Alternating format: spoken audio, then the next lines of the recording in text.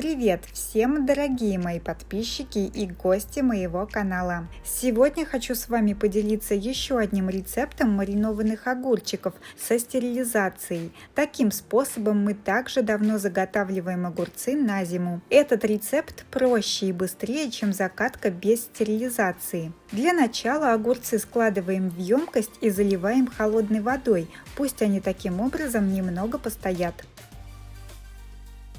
По этому рецепту крышки кипятить не нужно и банки не стерилизуются. Это уже экономия времени, особенно если вы закрываете сразу большой объем огурцов. Банки просто промываем с содой. Я взяла банку объемом 1 литр. Теперь на дно укладываем лист хрена. Его можно разорвать на кусочки или просто свернуть. Далее укладываем укроп вместе с зонтиками. Добавляем 2-3 зубчика чеснока и плотно укладываем мытые огурцы. У меня на канале есть еще рецепт хрустящих маринованных огурцов без стерилизации и рецепт квашеных огурцов холодным способом. Ссылочки оставлю в описании. Теперь добавляем специи по одному листу лаврушки. Если листики маленькие, положите 2 штуки. Примерно 8-10 горошин черного перца, 2-3 горошины душистого перца, примерно треть чайной ложки целого кориандра и пол чайной ложки семян горчицы.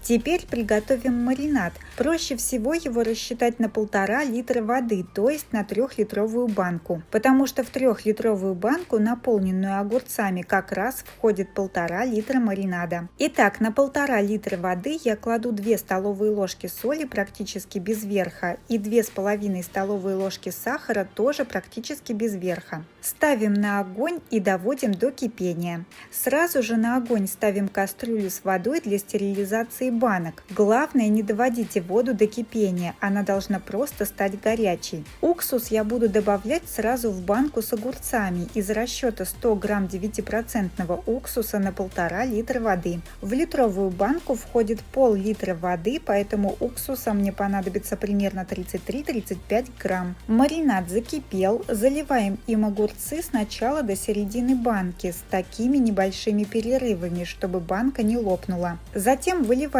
уксус, ставим в кастрюлю с горячей водой для стерилизации и заливаем маринадом до верха банки, не доливая совсем немного, чтобы маринад не выливался во время стерилизации и чтобы самим не обжечься, когда будем вытаскивать банку.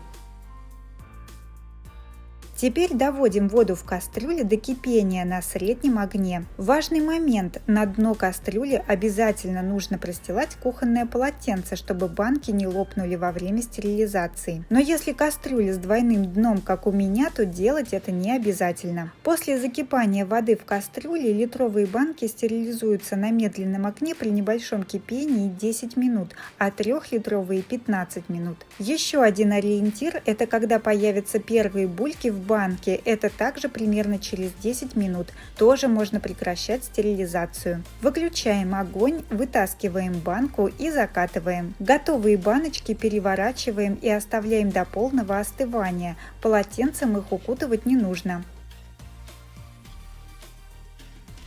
А эти банки мы закрывали днем ранее таким же способом. Их осталось только убрать в погреб. Если вам понравился рецепт, ставьте лайки, делитесь этим видео с друзьями и пишите комментарии. Также не забывайте подписываться на мой канал. Здесь вы найдете много простых и вкусных рецептов. Приятного аппетита!